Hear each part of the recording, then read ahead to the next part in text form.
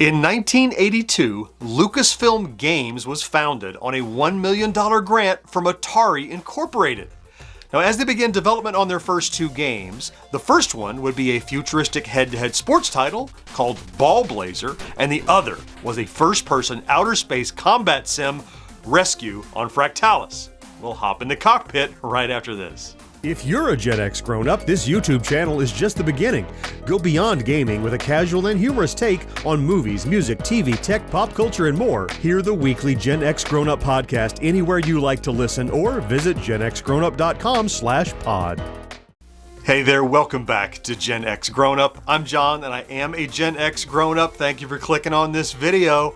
Rescue on Fractalus began development under the name Behind Jaggy Lines, where Jaggy was both the name of the malevolent aliens and also a nod to the lack of anti-aliasing in the graphics.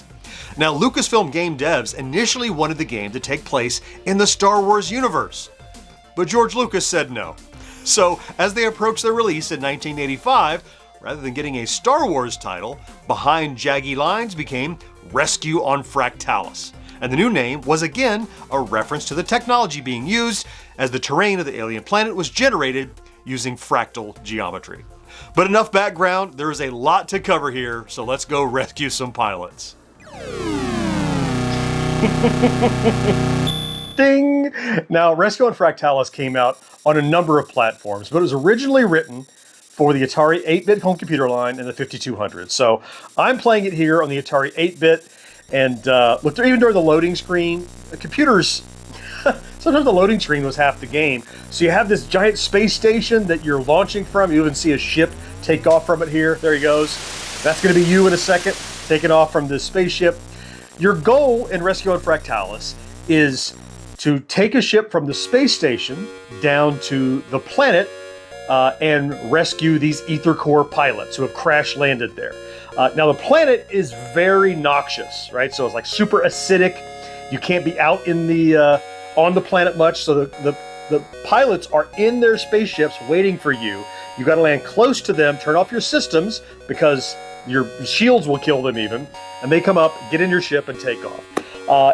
But it's all set first person inside of this cockpit of this spaceship, and all these things mean something. Like every little light means something. So I'll give you a tour of the interface in a second here, but first let me just jump into a game. So I'm going to go down to level 1. They start you on level 4, which is rational. Level 1 is super easy, so I'm going to jump into that one so we can take a tour of the interface and I can show you around. Like, it makes you feel like you're in a spaceship. Like if you enjoyed Star Wars or Star Trek back in the 80s and you jumped into this, you get it. It's no surprise that they kind of wanted it to be a Star Wars game. So let's hit start. You're inside of the space station. They fuel you up. You're inside of this like Buck Rogers tube. They shoot you out. There it goes. Look, they don't just throw you in the game. There's a launch sequence. You're off and away. Come down through the stars onto the planet's surface. Everything clears, and there we are. So now, we're flying around.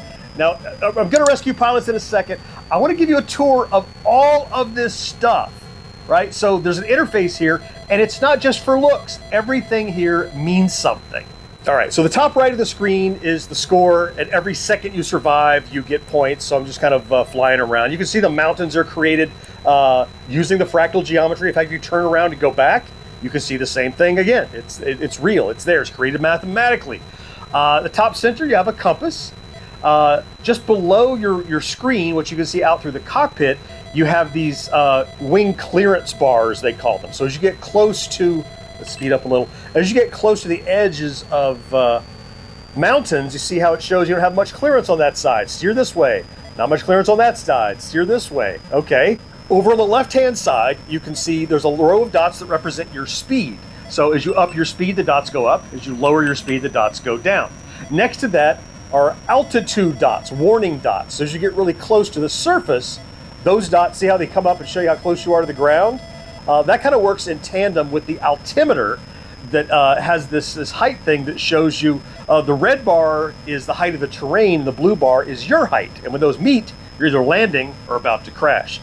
To the left side of it is an artificial horizon like you would see in any flight simulator. Okay, so that's the left side. And in the center, we have a targeting scope, which, when there's ships you can see kind of in the distance. It's showing me there's my pilot ships down there on the ground. Below that is a row of dots that show when an enemy is locking onto you, as you might imagine. To the right is your energy meter. Now, it's energy both in your shield, so when you take damage, and also just fuel in flying around. To the right there, you can see there's a long-range scanner that shows you when something is in range. See, it's beeping there to show me there's a pilot down ship nearby. So then over to the right-hand side, there are these 3 dots. We could easily just be just decoration, but they're not. Everything means something. The first one shows you whether or not you have the shields on. The next one is an indicator that the mothership has come back in orbit and is ready to pick you up when you are ready. And then you have the third one, which shows that your airlock is currently open. That's when you land. And then below each of those, you have 3 indicators, an R, E, and P. R shows the range to a pilot. So it's showing 5, 4, 3. Below that is an E, how many enemies you've destroyed. And the final one, P, is how many pilots you need to rescue in order to complete this mission. So it's a lot. And all of it means something. And it makes it so cool and immersive. All right, let's see if we can't rescue this pilot. We see he's a long-range scanner there. His range is 6, 5. Come on, 4. You see him in the distance here, hopefully. Where is it? There he is. 3. All right, so there he is right there. You see his little ship? So I've landed. Systems are on. I have to turn the systems off, and then he will come running from the ship to my ship. So here he comes. See him a little running there. Gets a little bigger. When we do it again, you'll see how much larger he gets. When he gets there, he's going to knock on the door. So right now, he's outside and wanting in badly. If you don't let him in time, he'll die out there. Open the airlock. He walks up the steps. Then I can turn the ship back on and take off. And you can see now I've rescued 1 of my required pilots. So now it just says I need 1 more. So I can speed up. I can see another pilot there on the distance. And land. So here's a better view so you can see there he is. I'll turn off the systems, and when I do, he comes running. There he comes, making his little jaunt.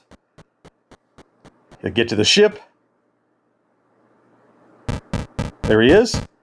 Now, there's something more that can happen here, but it is a pilot. If it's not a pilot, should I spoil this? Yeah, I think it's fine. I could spoil it. So it's not always a pilot. Sometimes it's one of those Jaggy aliens in a pilot suit, and he tries to smash his way into the ship, and you have to turn on the engines in time to stop him. So now that second indicator is blinking that says the mothership is here. We've satisfied the rescuing the 2 pilots we need. Now, the way energy works is the pilots will bring you the energy left over from their ship. So as you rescue pilots, you'll gain more energy. There are ace pilots that are worth more energy. And you can see I've gained points for rescuing pilots. I'm up to 815 or so. And now that I've rescued enough, I just have to engage my afterburner boosters. I'll head back to the mothership. It's kind of this thing in reverse. We go back in the landing tube. It's just so interestingly immersive. It's just so... Look at it. The elevator take you up to level 2. Hit the button, and off you go. Now, there is plenty more to know about this game, and there's probably some stuff I'm going to forget to talk to you about, because unlike an old 2600 game, there's so much more in these games. There's so much more to see, so much more to know. Oh, there's a bad guy. Got him. Some little antimatter thing got him. There's another one over here. So it's a combat game once you get to level 2. UFOs start adding in. Now I need 3 pilots. I've killed 2 enemies you can see on the screen. All of that. So I don't think a points run is necessarily the way to go, but I want to give you a little more gameplay. I want to do a couple of missions starting at level 4, which is the recommended starting place.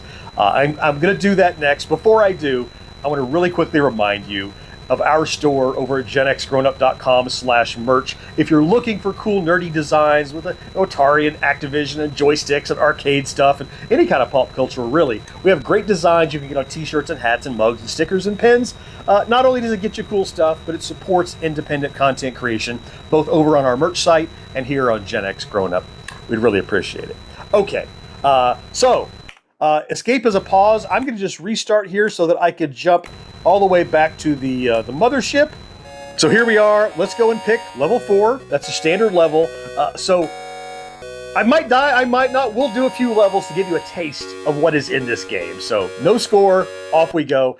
It's just a fun adventure. It's certainly on my Atari computer, it was one that I would fire up just anytime I had the itch to, let's play Star Trek, let's play Star Wars, let's play sci-fi Buck Rogers, whatever.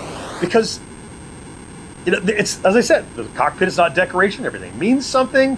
There's reasoning for why the pilots are down there, they crashed, and that you have to pick them up, and how dangerous the surface is.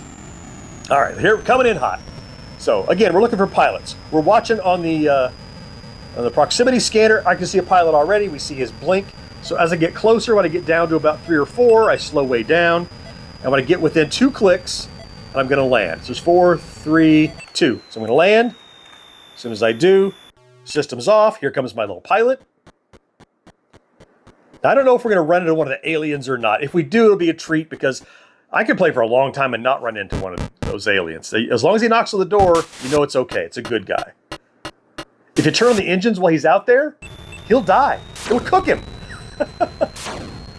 There we go. So up my speed. Now, in the 5200, you use the keypad. On the Atari computer, you just use the keyboard, as you might imagine. Oh, there's another pilot. I see 2 more. Whoa. Oh.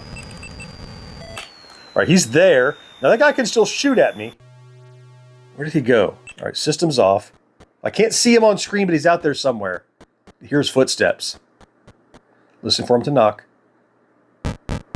Great. Now, there's another one over here, right? Where did I see that? There he is. So he's just a few clicks away. So we're going to take off. Get this guy who's shooting at us, maybe. Where's he at? Up here? Oh, there's a UFO. I got the UFO. Come on, get it. Okay. I can land, maybe. Get close. 3 clicks. Range is 3. Come on, 2. There it is. Land. There he is. System's off. Here comes the pilot. I'll need 2 more. This is the second one of 3. Let's listen for the knock. Open the airlock. Now, in my little mythology, I like to blow up the ships after I rescue the pilots, so that the bad guys can't salvage our ships and and figure out our technology. That's not part of the game. That's just part of my own little headcanon that I made up. They explained the pop-up in the distance. You know it's draw distance, but they explained it by saying, oh, it's the noxious clouds of acid, right? There we go. Airlock open. Take off. Now we can see the blinking light that shows me that my mothership is here. So afterburner, boosters, and away I go. So I've completed level 4. Now, later it adds, like, it gets dark at night and there's more enemies. If you try level 16, there's like enemies everywhere. I can't even land. They're just shooting at me so severely. So I completed the level. Now it's interesting to know if you're running low on energy and the mothership is there, as long as you have up to half the pilots necessary, you can return to the ship. You won't complete the level or get a bonus, but you will be able to refuel and go back and try again. 10 grand, not bad. I think you have an idea. Look, if you've seen this much of the game already, you know whether or not it's for you and whether or not you should seek it out. If it's something that you missed, I would recommend you try it. It's a lot of fun, and it just feels like a little movie compared to shooting the Space Invaders, for example. Where's the story there? Where's the, I didn't make any headcanon for Space Invaders about whether or not to destroy my ship after I rescue the pilot or whatever. It was just shoot or get shot. All right, so is this level 6 now? It's probably going to get a little hairier, which it should. Just a couple of these guys. Now, they left the fact that it might be an alien out of the instruction manual. So if you encounter an alien, you would be very surprised. It would be a jump scare that you would not be prepared for. And I remember that happening to me. In fact, I had a version of this from development when it was still called Behind Jaggy Lines, or Jaggy Lines, Jaggy. Not only did I not have instructions because I'd gotten a copy from somebody, system's off, but I had no idea that it could be anything other than a regular human pilot, right? That kind of thing, those kind of surprises weren't in games back then. Open the airlock. Yeah, blow up that ship. You're not getting our technology. Oh, mothership is here. That's because I've satisfied half of my requirement. So I can see there's a ship in the distance there. Maybe that's one where I already picked somebody up. Oh, a range of 9, 8. Here he is over here. Let's slow down. So it's down in this valley. There he is. 4, 3, 2. There, let's land. Perfect. Just need 2 more. There we go. Systems off. Here comes our pilot. Great. Let's blow up his ship. Got it?